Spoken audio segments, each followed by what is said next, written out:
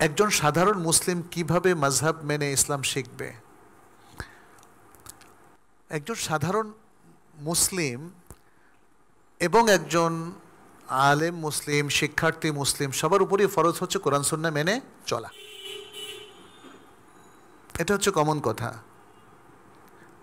আমাদের দেশে অনেক আলেমরা বলেন মাযহাব মানতেই হবে। এখন আমরা সমন্বয় করব কি করে? কিছু তো মাযহাবী বিষয় চালু হয়ে গেছে এবং অনেক মাযহাবের মধ্যে 4টা মাযহাব পরিচিতি লাভ করেছে: হানাফি, মালিকি, শাফিঈ, হাম্বলি। অনেকের মতে এই 4টা মাযহাবের যে কোনো একটা মাযহাব মানতেই হবে, নইলে মুসলমান থাকা যাবে না। এটা শুদ্ধ নয়, এটা মোটেই শুদ্ধ নয়। আমরা আসলে কিভাবে বেড়ে উঠব, কিভাবে দিন শিখব? প্রথম কথা, যদি কেউ যে কোনো একটা মাযহাবের ফলোয়ার হয়ে থাকেন অথবা তার ফ্যামিলি ফলোয়ার হয়ে থাকে, তাহলে তিনি অটোমেটিক সেভাবেই গড়ে উঠবেন। এখানে কেউ এসে আর বাধা দেওয়ার তো কোনো সুযোগ নাই।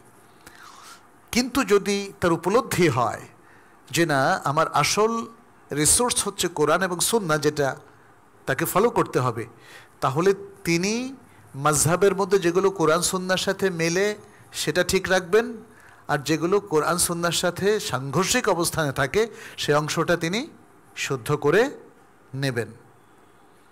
নানা কারণে আমরা দেখি যে কিছু কিছু দেশে শাফি মাযহাবের লোক, তারা শাফি কিতাবগুলো পড়ে। আমাদের দেশে যেমন হানাফি মাযহাবের মানুষ বেশি, তারা হানাফি কিতাবগুলো পড়েন। একটা জায়গায় আমাদের একটা ল্যাকিংস আছে, সেটা হচ্ছে মানে মাযহাবের উপর পড়তে গিয়ে সকলে মাযহাবের অন্ধভক্ত হয়ে যায়। এটা একটা সমস্যা। কোনো একটা মাযহাব এটা দাবি করে না অথবা দাবি করতে পারেও না যে ইসলামের সব কিছু এই মাযহাবে লিপিবদ্ধ, বাকি মাযহাবগুলো সব বাতিল। বরং মাযহাব মানে হচ্ছে মতামত। আমাদের ওলামায়ে কেরাম, ইমামরা, তারা অনেক জায়গায় বিভিন্ন মতামত দিয়েছেন, সেটা তাদের নামে মাযহাব হয়ে গেছে। তারা কেউ এটা বলে যান নাই যে আমি যা বলেছি বা আমার নামে যে মাযহাব হয়েছে বা হবে তোমরা সেটা ফলো করবা। তারা কেউ এটা বলেন নাই। তাদের প্রত্যেকেরই বক্তব্য ছিল মানতে হবে কাকে? আল্লাহ এবং তার রাসূলকে সাল্লাল্লাহু আলাইহি সাল্লাম, এবং কোরআন এবং সুন্নাহকে অনুসরণ করতে হবে।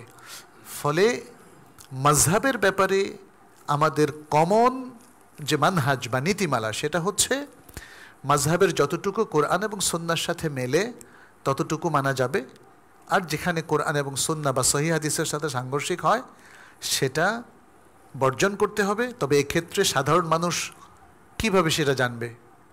আলেমদেরকে জিজ্ঞেস করে, আলেমদের সাহচর্য থেকে এবং আলেমদের বই পড়ে।